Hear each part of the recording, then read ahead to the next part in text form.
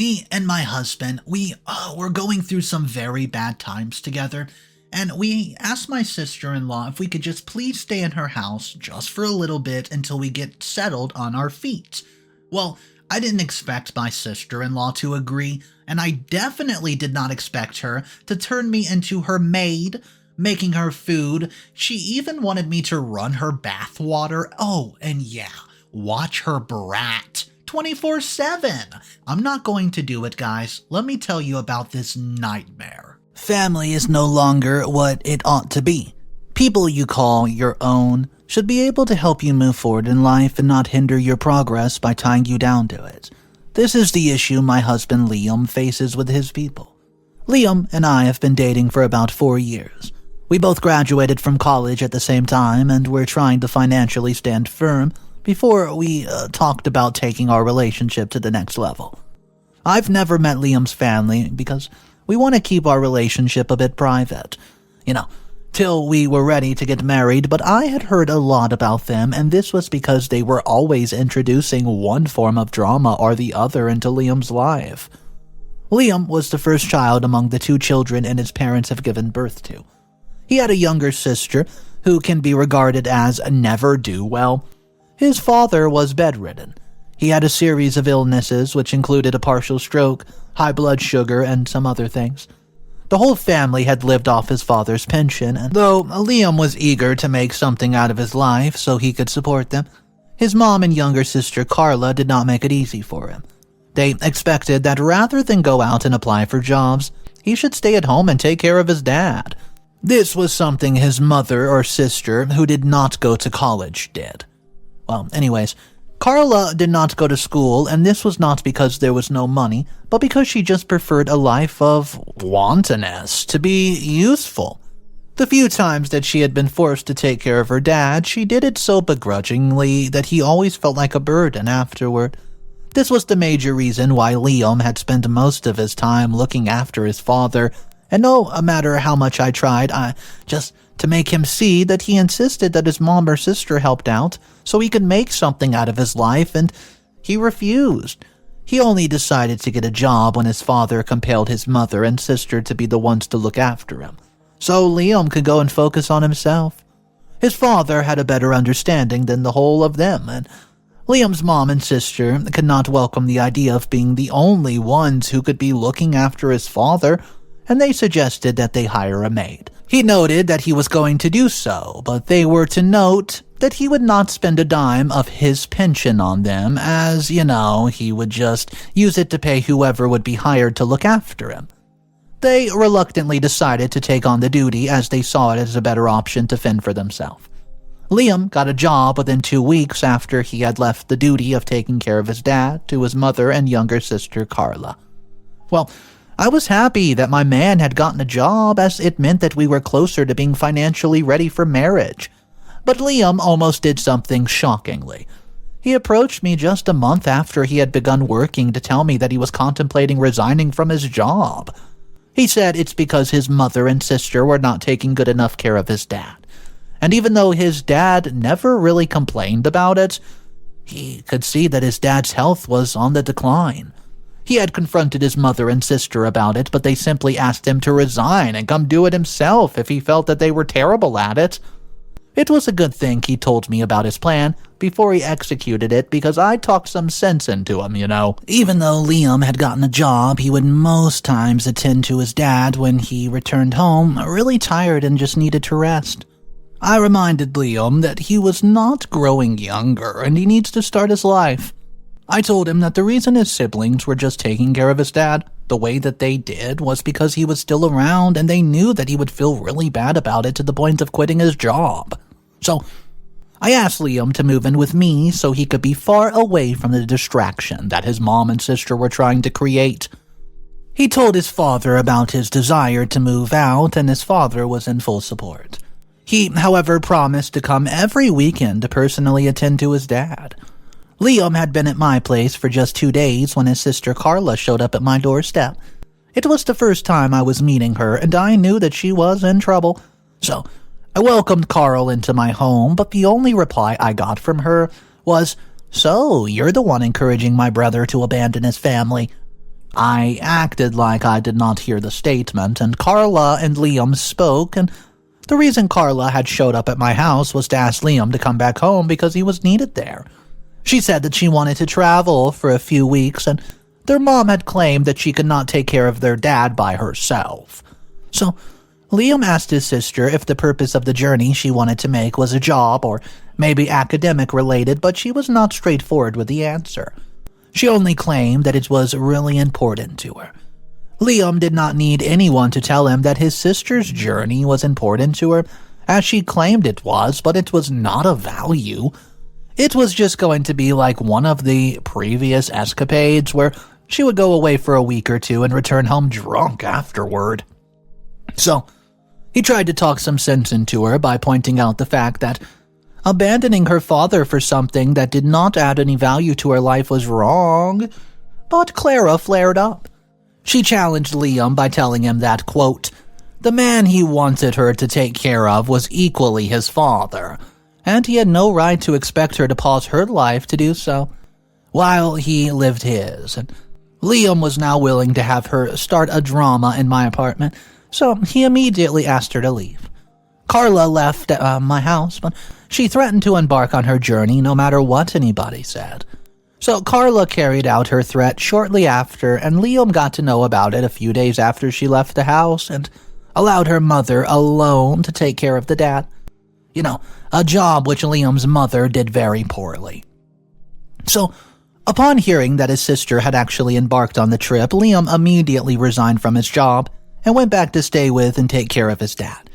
His father was very, very saddened by the fact that he was holding Liam back with his illness, especially when he learned that Liam quit his job just to be with him. Well, Liam's father passed away 3 days after he went to be with him. I went over to the house to sympathize with my man and his family, and I discovered that Liam's mother, who had not been taking good care of her husband when he was alive, was the one that cried the most. I was dropping by the house on my way from coming back from work each day, and I discovered that though there were always sympathies, Liam's younger sister Carla was nowhere to be seen, and I learned from Liam that she was still on her said journey, and never even attempted to reach out to her with the news. Had not been successful because she just did not want to be contacted by anybody from home. She came back home 5 days after the death of her father, and I was around that day. She was surprised to find people flooding her house, and she really looked stupid, as people offered her condolence for which she did not even know the reason why. We were seated in the parlor when she walked in staggering with her eyes looking somehow distant. It was clear that she was under the influence of alcohol and drugs. She learned about her father's death from the sympathizers at home, and all she had to say was, "Oh, I see." Liam tried avoiding her as much as possible, but he could not hold himself when his sister Carla wanted to leave the house with a friend. Just 30 minutes after arriving, we obviously knew that she was up to no good, and he confronted her for being so nonchalant to their father in life and even in his death. But Carla asked him if he wanted her to kill or hurt herself because her father was dead. Liam responded yes to her question, and a serious argument began brewing before his mother stepped in and reprimanded him for, trying to create a scene while they were in a mourning state. It was such a surprise to see my would-be mother-in-law defend Carla when she was supposed to be, doing the direct opposite. Liam almost lashed out at his mom, too, because he partly blames her for the death of his dad, but I had to take him off the scene. Liam's father was buried 2 weeks later, and during the funeral ceremony, it was discovered that his younger sister Carla was pregnant, as she exhibited the coarse sign of vomiting when trying to give a farewell speech to her father. She was taken to the hospital when the doctor, upon examination, pronounced her 2 weeks pregnant. She had abandoned her father just to go get pregnant. How disheartening. Liam's mother called him 2 days after the funeral and said that his sister Carla brought up the issue of her late husband's will, and she agreed with her that it needed to be read as soon as possible so everybody could move on with their lives. It was obviously too soon for the will to be read, and Liam was disgusted by the fact that they wanted to read the will so quickly, just so everybody could move on with their lives in less than a week after the dad's burial. So he told his mother that it was not proper to be talking about a will at this point in time, and she was rather supposed to be reprimanding his younger sister for the life of recklessness that she was leading. I had dropped by the house that day, and by then, Liam's mom and sister knew that I was really someone very important to him. Carla spoke back at Liam for meddling in her business. She told him that her pregnancy was hers and she would not let him disrespect her in front of me. Tension began to rise between Liam and his sister, and his mother once again stepped in. She told Liam to stay out of his sister's business if she did not want him involved in it. So much for a mom. So Liam let them have their way, and the will was read. It turned out that his father had 2 separate 2-bedroom apartments, and he had given Liam and Carla one each, while their mother retained the main house where they all lived in. Whatever was left in his account was split 3 ways, and his mom immediately asked Liam to leave the house to the apartment which he had inherited.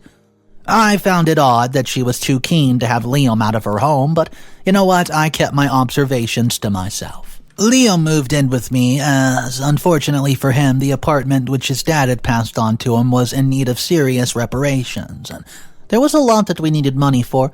Months went by, and Liam was able to get another job. Although the pay was not as good as the first one, Carla had given birth to a boy, and Liam and I thought that it was best time to start making our own family. So we announced our marriage, and it was a small affair which was witnessed by just family, a few friends, and associates. 3 months after our marriage and my rent was due, rather than use the money we had to pay for another year, we decided to channel it towards the renovation of Liam's inherited apartment. But you see, the issue was, where would we stay while the renovations was going on? Liam suggested we spoke to his mother to see if she would be kind enough to grant us temporal accommodation and, just until we're done with fixing the apartment. We visited his mom, and we walked in on her lying on the lap of a young American, a sturdy guy who was the same age as Liam.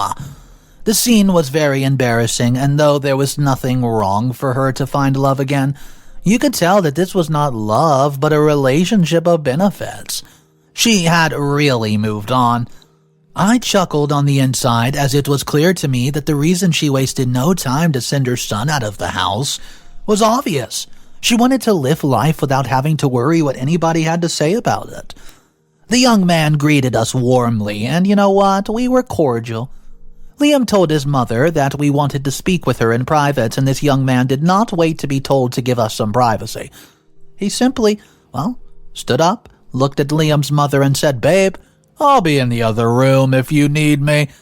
And they flirted with each other while forgetting we were present. I wanted to puke, and I could tell my husband was so disgusted at the sight of his mother blushing because his age mate called her baby. I knew at the moment that Liam was probably regretting the fact that we had come. If he had known the current situation in his mother's house, he would have sought for other means. Well, his mother turned and asked us what the issue was without any ounce of embarrassment. So Liam noted that we had wanted to stay at her place for a while, but we would simply look elsewhere since she had a visitor. My mother-in-law smiled and said that she was glad that we could see with our eyes that she could not accommodate us at the moment, but she did suggest Liam and I spoke with his sister to see if she could help. Liam and I left there that day without the desire to meet with Carla because of the rift that she had with Liam in the past, and because of her lifestyle, which was unbearable. But the more the days passed, the more that we were at risk of being forcefully ejected by the landlord. So we finally decided against our desire to meet Carla. Her 2-bedroom apartment was in a mess. Saying it was in a mess would be an absolute understatement. It was so bad that you would pity for the child being raised in such an environment. Liam spoke with her about accommodating us for a bit, and I expected her to turn us down, without even giving it a second thought, but the reverse was the case, guys. She smiled and said it was not a big deal for her. She asked when we were willing to move in, and Liam said as soon as she gave the go-ahead. Carla gave her approval, and we thanked her, informed her that we would move in within the next 2 days. We had turned our backs to leave when she stopped us right in our tracks with the words, "Oh, by the way, your bill will be $150. Liam and I were both shocked as we felt that she was helping out a family member. We were still trying to wrap our heads around why Carla would be renting a room to us, her family, when she went ahead to say that it was half of what any landlord would charge us, and she was doing so because we were family. Well, there was nothing that we could do, as Carla was actually right as regards to the rent price. So we decided to just go ahead with it, and we've been living in her apartment for the past 4 days, and it's been the worst 4 days of my entire life. Besides the fact that Carla has made the entire house unbearable with her dirtiness and reckless lifestyle, she wants to turn me into a slave. I'd taken it upon myself to clean the entire house on our first day in the home, but she's trying to take advantage of it. The more I clean, the more her lifestyle makes it look like I'm doing nothing. I go to work, and when I come back, I would start playing the housemaid role, and it's really getting to me. I just hope I would be able to hold on for as long as I needed to. Update number 1. I should have known that no good for nothing would come out of living with my sister-in-law. At this point, it would have been much peaceful if Liam and I were literally living on the street. Carla brought us under her roof so she would use us as an avenue to live her comfortable life. Her 2-bedroom apartment was just one kitchen, and all we had to share it, well, Carla had never cooked a meal ever since we got to the house, and I was not surprised because she has not learned those things while she lived with her mom. The kitchen was like a no-go area for her, but things changed when I started cooking meals for my husband and me. Carla would sometimes walk into the kitchen and spend about 5 minutes keeping me company. You know, a company that I never even asked for. I would then, in the spirit of hospitality, offer her some of whatever food I prepared, but she recently took undue advantage of my act of kindness. So, I came back really late from work one of the 3 nights ago, and my husband, who had returned a few minutes before I did, was trying to fix dinner. So, I had actually prepared his dinner before leaving, and I dropped a note on the microwave, so I didn't really understand why he was trying to fix something for himself right now. Well, I was trying to explain, "Honey, I've prepared your dinner," when Carla walked into the kitchen with a plate that had remnants of spaghetti left inside of it. Spaghetti? Well, it was clear who had eaten my husband's meal. I looked at Carla, and my facial expression said it all. She lousily apologized and said ever since she had given birth, she had discovered that she was unusually hungry almost all of the time. Well, if she was hungry, why did she not fix herself something in order, or go get her favorite takeaway food meal? Liam knew that I had been nursing anger from his sister's actions, and he just doused the already growing tension by saying, "It's okay." I allowed the whole thing. I let it slide. But Carla's attitude led me into having a confrontation with her earlier today. Well, I was preparing to leave for work when she asked me to help look after her son, just for a few minutes while she quickly went to pick something up. She said that she simply needed to go to the grocery store, just for a few items, and then that she would be right back. I don't know. I asked her to go along with him as I was preparing to go out, and she said he would only slow her down and she needs to be quick about it. So I just reluctantly agreed. And, well, I said I would look after him, but I made her understand that I was already late for work, and she noted that she would be back before I even knew it.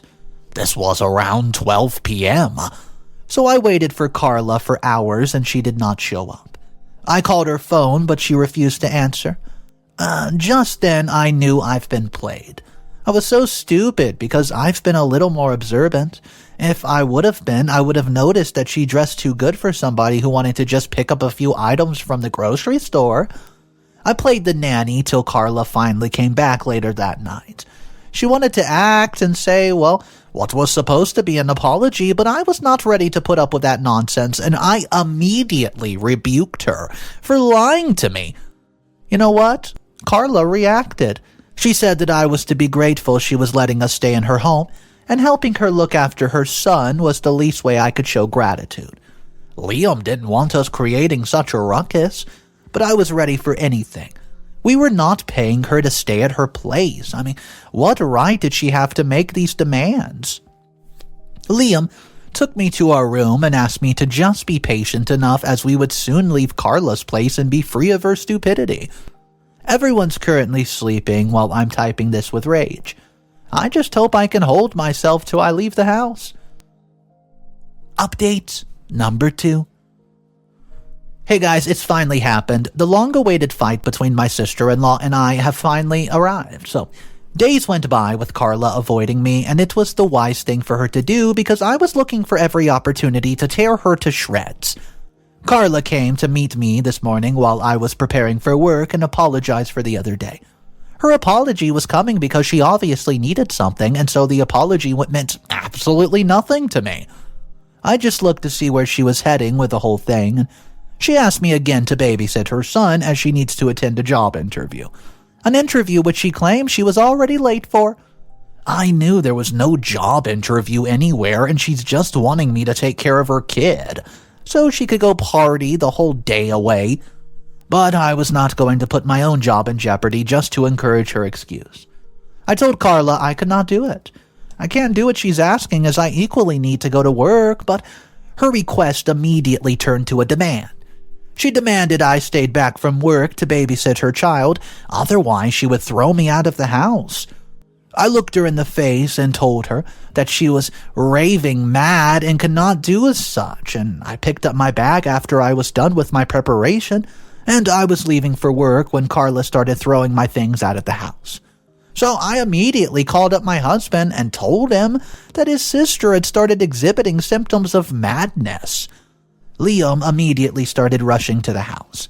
I tried to stop her. She was throwing the stuff out, but she gets violent. I had to react.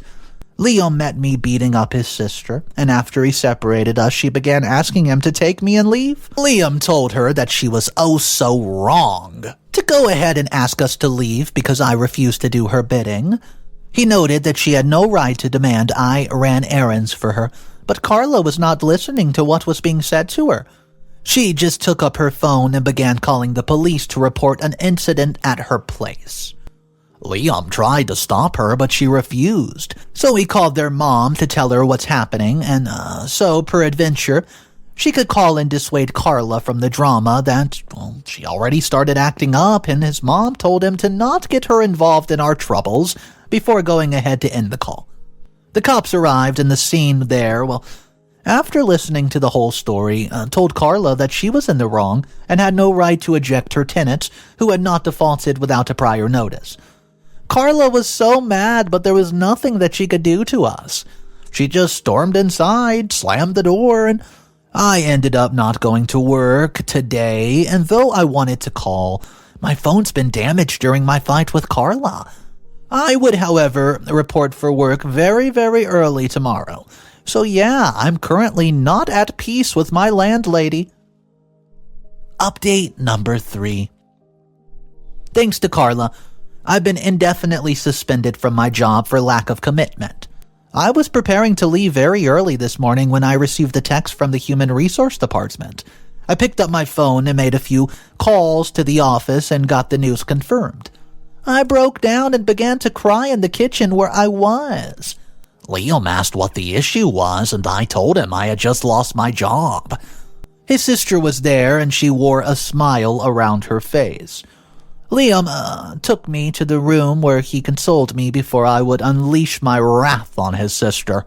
He called his office right there to take the day off. He knew that if he left me alone with his sister at home, he would barely recognize her by the time he returned.